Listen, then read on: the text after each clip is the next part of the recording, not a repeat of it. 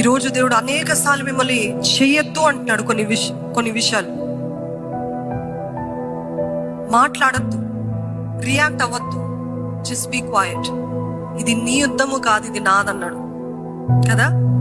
యెహోషువతో అన్నాడు, ఇది నీది కాదు, ఇది నేను. మనం అందరము యెహోవా పక్షం ఉన్నట్లయితే, లేదా యెహోవా మన పక్షం ఉన్నట్లయితే నిశ్చయముగా చెప్పండి, జయము మనదే.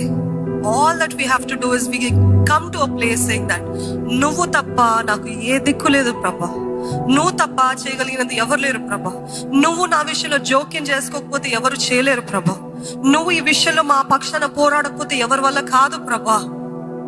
When God intervenes in our life, శత్రువుల దండం అంతా వచ్చి ఉండొచ్చేమో, శత్రువు మనల్ని చుట్టుముట్టి ఉండొచ్చేమో, అక్కర్లేని మాటలు, అవమానపు మాటలు, శత్రువులు, దురుద్దేశముతో మనుషులు ఎన్నో పన్నాగాలు ప్రయత్నిస్తూ ఉంటారు. అట్లాంటి పరిస్థితుల్లో కమ్ టు అ ప్లేస్ ఏంటంటే, దేవా నేను పోరాడను ప్రభా, నువ్వు నా పక్షాన పోరాడు ప్రభా, నేను చేయలేను ప్రభా, నువ్వు నా పక్షాన చేయి ప్రభా అని ఆయన సన్నిధిలో మొరపెట్టుకున్నట్లయితే నిజముగా ఆ దేవుడు తన అగ్ని రథాన్ని పంపిస్తాడు. తానే దిగి వచ్చి మన పక్షాన పోరాడినప్పుడు మన శత్రువుని ఇంకెప్పుడు చూడమండి. ఆమెన్.